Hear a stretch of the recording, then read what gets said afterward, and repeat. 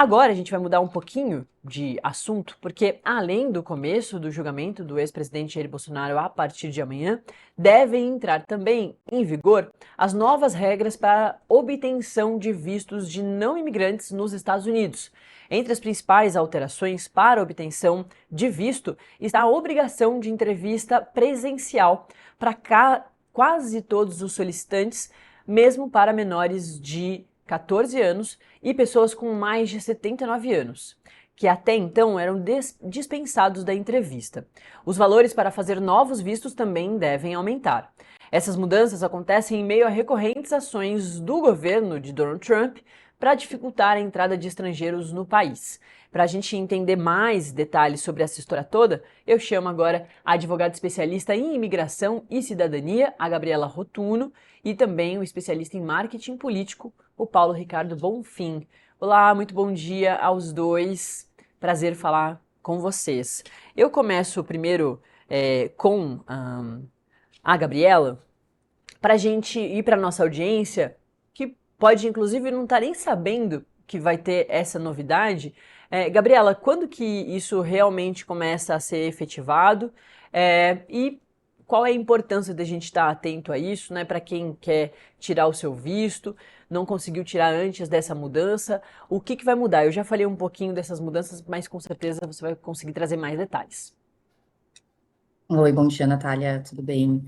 Então, como tu bem disseste aí na chamada, agora a gente vai ter a necessidade de entrevistas presenciais para quase todo mundo, né, que vai solicitar um visto não imigrante. Então, antes, realmente, pessoas menores de 14 anos e maiores de 79 não precisavam passar pela entrevista com a agente consular, e a partir de amanhã haverá essa necessidade. Existem algumas exceções, mas para o caso aí do visto mais solicitado, né, B1, B2, que é o visto de turismo, a exceção é só para quem vai fazer renovação do visto, e esse visto ele não pode estar expirado há mais de 12 meses, e também a pessoa tem que ter aí alguns critérios, como não ter tido visto negado antes, ela tinha que ter já 18 anos quando solicitou o primeiro visto, e tem que ter aí a questão de não ter ali uma probabilidade de negativa de visto.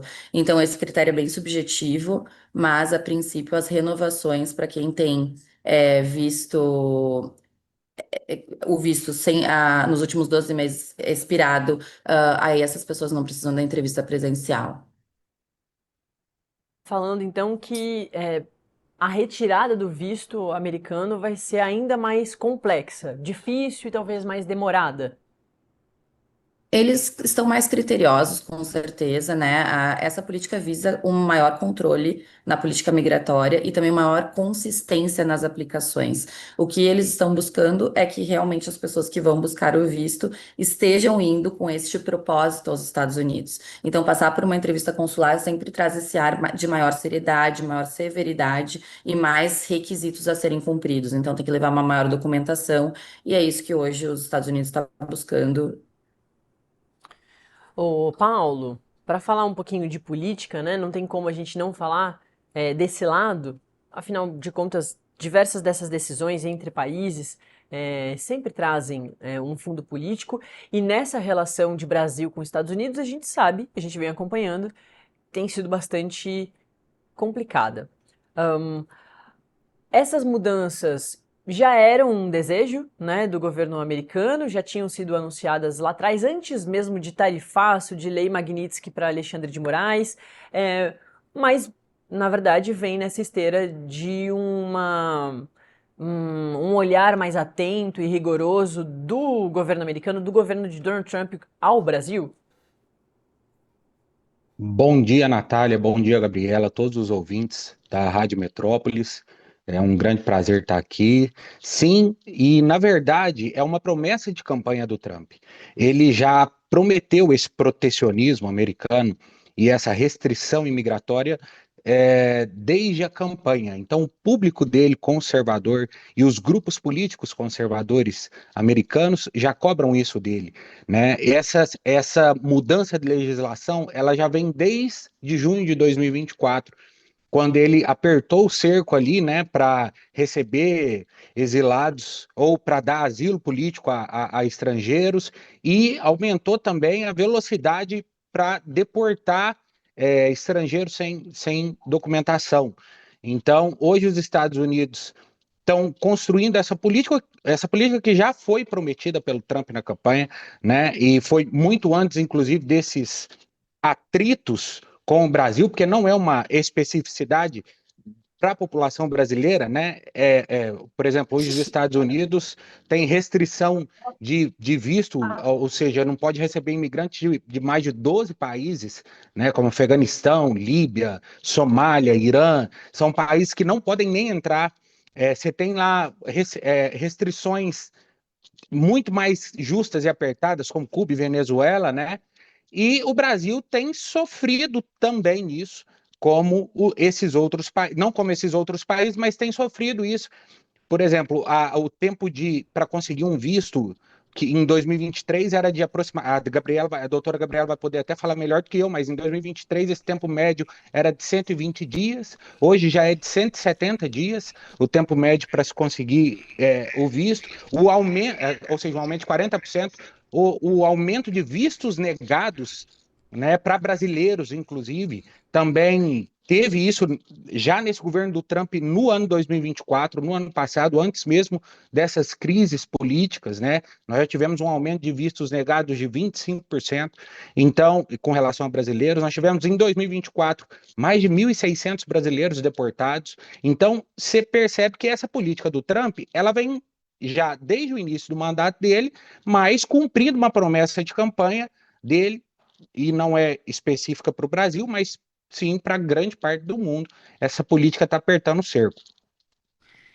Gabriela, esse ponto é bem importante, né, que o Paulo traz do quanto essa é uma questão já dos Estados Unidos com outros países, né, não é uma questão só com o Brasil. O que você vem acompanhando com seus clientes, as pessoas têm encontrado mais dificuldades? Quais têm sido as reclamações desses brasileiros que querem entrar nos Estados Unidos e buscam, portanto, retirar o seu visto? Nos últimos meses a gente ouviu já relatos, enfim, leu matérias de pessoas com bastante dificuldade. Enfim, você concorda com isso? Vem acompanhando esse tipo de reclamação? Dos vistos, sim, como o Paulo trouxe, é uma verdade, e é uma reclamação dos clientes, né? As pessoas também, de uma certa forma, também não se organizam tanto, né? Deixam para renovar em cima da hora ou para aplicar a primeira vez em cima da hora. É um pacote, como disse o Paulo, né, do governo Trump, e todo mundo já sabia disso, foi alertado. Então, aí a minha dica para as pessoas é se organizem o quanto antes, se é um desejo de vocês visitar os Estados Unidos, estudar ou fazer qualquer tipo de empreitada nos Estados Unidos, porque de fato agora precisa de uma maior organização, tanto temporal quanto também de requisitos. E sim, a gente tem aí, né, trabalhado com uma taxa de maiores negativas, mas como eu sempre digo aos clientes, né, a gente, se tem um pleito, um pleito de visita e ele é legítimo, a chance de ser negado é mínima, a não ser que de fato as pessoas não tenham os requisitos basilares, como um vínculo forte com o seu país de origem, a pretensão de sair dos Estados Unidos, né? Tem essa questão, né? Não é incomum que as pessoas queiram um visto, por exemplo, de visita com uma intenção de morar. Então, o que a gente recomenda é não fazer esse tipo de pedido, porque isso sim, de fato, vai ser negado. Então, a gente também sofre esse tipo de sanção, não só a gente, mas como, né, essa política global, devido a essas muitas solicitações indevidas, né, aos Estados Unidos. Também tem isso. Perfeito. Eu preciso liberar a Gabriela Rotuno, que é advogada, especialista em imigração e cidadania. Gabriela, foi ótimo te ouvir. Certamente a gente volta a conversar em Obrigada. breve. Obrigada. Tchau, tchau. Eu vou continuar com o Paulo, ainda falando sobre esse assunto. Daqui a pouquinho a gente muda um pouco, fala sobre outros pontos dos Estados Unidos. Mas, Paulo, o Brasil pode ter, por causa de todos esses novos problemas com os Estados Unidos, ou problemas realmente novos, né? Porque a relação comercial era boa, a partir desses últimos meses piorou bastante por causa do tarifaço e das dificuldades de negociação com os Estados Unidos que o Brasil vem enfrentando. A gente pode esperar mais para frente, nesse que é só o começo do segundo governo Trump, uma piora nessa questão dos vistos, ou em outros pontos que dizem aí sobre imigrantes brasileiros lá nos Estados Unidos? Com relação a brasileiros, Natália, eu acredito que ele não deva restringir tanto mais do que já tem feito, entendeu? Porque essas políticas, na verdade, elas elas precisavam ser feitas muito por conta desse posicionamento do Trump durante a campanha eleitoral. Então, o jogo político, ele entra dentro dessa equação também, né? Não é simplesmente um protecionismo econômico, não é simplesmente uma questão de segurança nacional, como ele mesmo fala, né? Para proteger o país de criminosos e terroristas, porque ele diz que grande parte dos criminosos americanos são estrangeiros, que estão lá nos Estados Unidos são estrangeiros. Então, ele usa um discurso, uma narrativa política para tentar bloquear isso, né? Então, desde a campanha, já vem falando sobre essa questão de restringir a entrada de estrangeiros para que ele proteja os empregos dos americanos, por exemplo, que é uma das questões que ele levantava, que ele aumente a segurança nacional, tenha mais controle, e também a gente sabe que é para tentar mostrar, né, ou pelo menos parecer um líder com mais força e controle. E esse tipo de situação acontece para que ele se posicione como um líder mundial, global mesmo, né? Como os Estados Unidos têm feito aí durante esse tempo. É claro que isso reflete não só politicamente na relação entre os dois países, né? Mas eu não acredito que isso vá mudar muito, principalmente com relação a brasileiros. Isso eu acho que é um período momentâneo de crise. Eu não sei até onde também o presidente Lula deve levar essa política também ríspida, né, com os Estados Unidos, mas eu acredito que em breve isso vai estar resolvido. Eu não acho que os dois países permanecerão dessa forma durante muito tempo, até porque ano que vem tem eleição aqui no Brasil e o Trump ainda também tem mais lá dois anos de mandato, 3 anos de mandato. Então, eu não acredito que isso vá ter um impacto significativo maior do que já está tendo a partir de agora, a não ser as relações comerciais mesmo. As relações comerciais são imprevisíveis. O Trump é um líder imprevisível, então a gente não sabe o que pode acontecer daí para frente, baseado muito no reflexo do governo brasileiro se comporta diante dessa crise internacional, né? Ô Paulo, o Donald Trump vem saindo pesquisas que mostram a opinião pública dos americanos em relação a diversas ações rigorosas do Trump, e o quesito imigração vem fazendo com que a popularidade dele caia, né? Isso de americanos, respondendo ali a pesquisas americanas também, de algumas redes de televisão, que estão estudando, portanto, como normal, né? Aqui no Brasil a gente passa por isso também, as pesquisas de aprovação do governo, a gente consegue entender um pouco sobre a opinião pública e como vai ser ali a continuação desse governo. Eles estudam também, né, os governantes, essas pesquisas para entender se tomam algumas atitudes mais rigorosas, seguem por esse caminho ou não. E em Uhum. relação ao Trump e no quesito imigração, imigrantes, que ele começa, né, o seu governo deixando as medidas muito mais rigorosas. A gente tem imagens ruins, né, de crianças abandonadas, assim, as famílias separadas das suas famílias. Enfim, a opinião pública vem desaprovando, portanto, essas medidas. Como você é um especialista em marketing político, eu queria te perguntar sobre isso, né? Qual que é essa imagem que Trump vem passando também para a população dele, mas para a população mundial, né? Muita gente já tem criticado que ele vem mostrando medidas democráticas, essas medidas do unilateralismo, né? De impor a vontade dos Estados Unidos para o restante do mundo. A imagem dele tá como nesse momento? Olha, eu acredito que faz parte do processo político e do jogo, do game. Assim, eu acho que todas as políticas impopulares que ele precisa tomar como base para fortalecer os eleitores que são suporte dele, a base conservadora dele, ele tem que fazer no começo do governo, bem antes das eleições. Porque assim ele desgasta agora, mas depois ele consegue recuperar com o tempo. Não é algo que pressione o Trump, na minha visão. Porque ele tem uma base muito sólida de eleitores, assim como o Bolsonaro tem uma base muito sólida de eleitores aqui no Brasil, né? Então eu acredito que ele primeiro precisa consolidar e fortificar essa base de eleitores que ele tem, que deve gerar em torno de 25 a 30% dos eleitores norte-americanos. E se ele consolidar essa base de norte-americanos, depois ele começa a afrouxar um pouco, né? A abrir um pouco mais para que ele consiga angariar outros votos.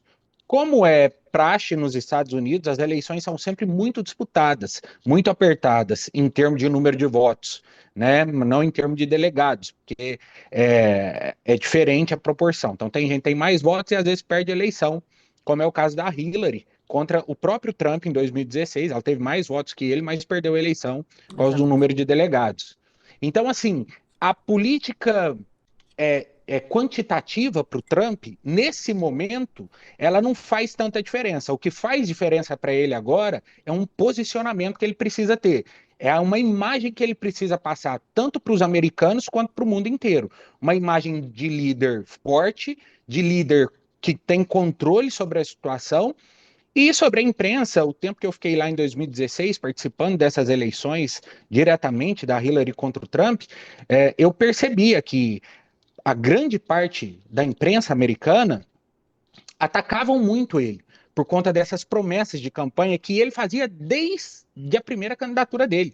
Não é uma coisa nova agora. O Trump não está prometendo isso desde agora. Ele está prometendo isso desde 2016, só que ele perdeu a reeleição. Então, isso fez com que ele colocasse em prática com mais agilidade essas políticas mais rígidas agora, nesse segundo mandato. Então, eu acredito que agora ele vai primeiro tentar fortalecer essa imagem dele, e aí sim, depois, ele vai começar a tentar fazer política para conseguir os votos necessários para ganhar a eleição. Também não quer agradar a maioria da população norte-americana, que já é conservadora, naturalmente, mas ele vai buscar esse afrouxamento mais para o final do mandato. Não acredito que ele vai fazer isso agora. Nenhum sinal, né, de afrouxar as suas medidas, ele só dobra as apostas em relação ao comércio exterior, ao comércio mundial, em relação a guerras, né, vem participando aí, tentando ser esse líder neutro na guerra entre Rússia e Ucrânia e utiliza inclusive a barganha comercial para fazer essa tentativa de cessar-fogo, participou de guerras que não tinha nada a ver com ele, lá entre Israel e Irã, e em alguns momentos fala sobre a guerra de Israel contra Hamas, porque é muito próximo de Benjamin Netanyahu, que é um outro político com uma imagem aí bem complexa. Acho que dá para a gente encerrar perguntando um pouquinho disso também, né, Paulo, aproveitando que a gente tem a oportunidade de te ter aqui. O Benjamin Netanyahu vem sendo extremamente criticado, principalmente agora, pela questão atual da guerra. A ONU reconheceu no outro final de semana que há fome acontecendo na faixa de Gaza. As atitudes do governo israelense não têm sido muito bem avaliadas, né? Atacou hospital recentemente, matou 20 pessoas, dessas 20 pessoas, 5 jornalistas, e eram todos civis, né? Gente que não estava envolvida na guerra. Então, como é que fica também essa imagem de Benjamin Netanyahu e de Trump próximo a essa pessoa que passa a ser muito mal vista pelo mundo todo? Olha, eu acho que os acordos políticos que têm acontecido, principalmente com relação a guerras, globalmente falando, porque nós vimos aí, inclusive, um alinhamento do Trump com o Putin, que era algo que ninguém imaginava, né, antes. É, eles vão ter um impacto significativo na opinião pública global. Mas Israel, por exemplo, é um país, Netanyahu, ele conseguiu unificar a população em torno dele, ele já tinha um governo muito desgastado. Ele, antes de começar a guerra, ele estava bastante desgastado com a opinião pública de Israel. Pós-guerra, quando começa a guerra, naturalmente as pessoas se unem contra um inimigo comum, principalmente com a atitude do Hamas, né, de matar crianças, de, enfim, estuprar e fazer crimes, cometer crimes bárbaros, né, de guerra que a gente chama. Então isso fortaleceu muito a narrativa do Netanyahu de ser necessária uma guerra. E aí ele unificou a população de Israel em favor do nome dele, mas não por ele, pelo país. Politicamente, internamente, ele não tem sofrido muito com popularidade. Ele já é impopular desde antes da guerra.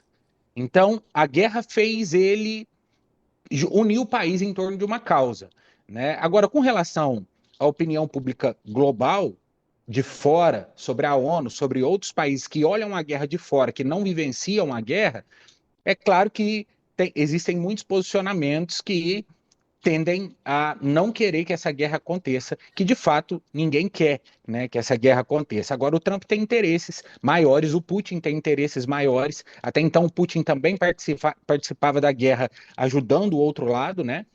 A Rússia e a China estavam apoiando esses países ali em volta e alguns grupos terroristas, mas depois parece dessa conversa do Trump com o Putin, as coisas deram uma amenizada, até porque eu acho que o Trump não quer que o Putin se envolva num possível conflito armado entre os Estados Unidos e a Venezuela.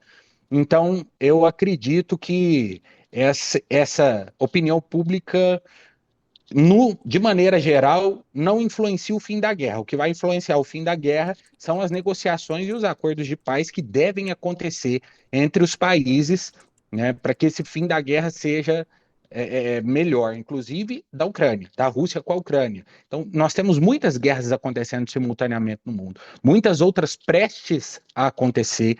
Né? Nós vemos a Marinha Americana já posicionada no mar da Venezuela, então isso é um risco muito grande. E o que leva a gente a acreditar que um possível conflito pode estar começando ali naquele setor, não só político, de narrativa, mas um conflito armado mesmo, entre Estados Unidos e Venezuela. E a gente tem que entender que a negociação de paz, ela passa menos pela opinião pública, menos pela aprovação popular e mais por negociações políticas e econômicas, inclusive, para que essas guerras cheguem ao final, né? Perfeito. A gente ouviu o Paulo Ricardo Bonfim, especialista em marketing político, que começou a falar com a gente sobre essa questão dos vistos, né, que vão ficar um pouco mais complexos e rigorosas as regras dos vistos americanos para os brasileiros que querem entrar nos Estados Unidos. E aí a gente se estendeu aqui para falar sobre a imagem política de Trump, de Netanyahu. Foi ótimo. Paulo, muito obrigada, viu? Até a próxima oportunidade. Obrigado você, Natália. Valeu!